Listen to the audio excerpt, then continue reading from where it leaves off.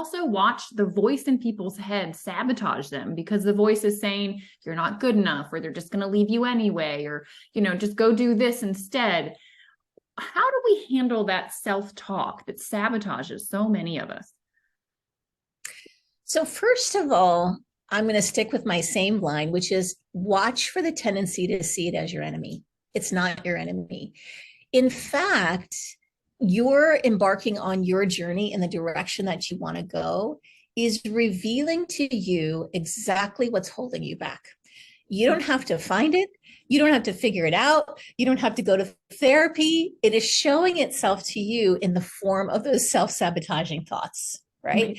So it's like free therapy, right? So the question is now, once it's revealed, take the opportunity.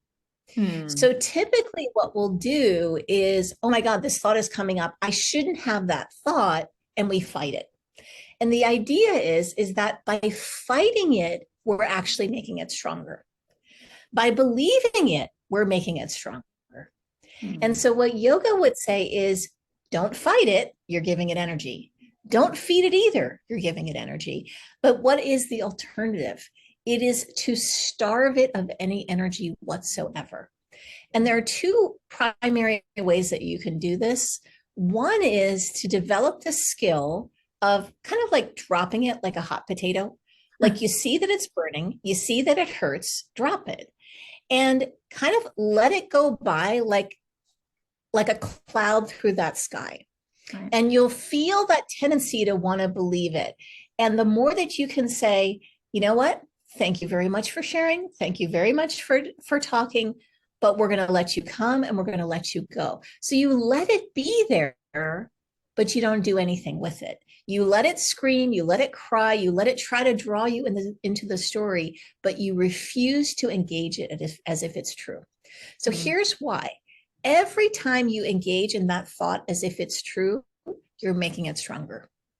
You're making it more real for you. You're building that neural pathway.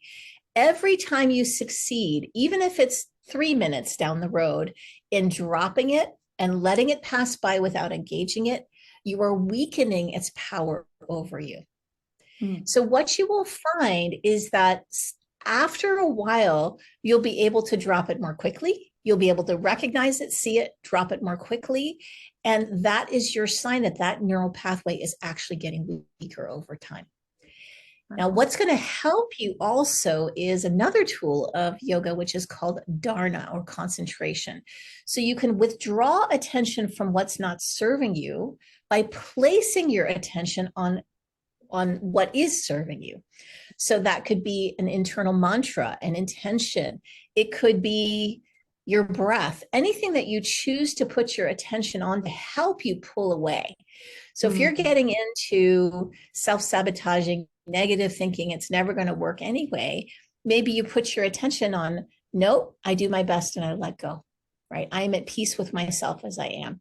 And the more that you keep redirecting your attention towards your intention, the weaker this old negative self-talk is going to become.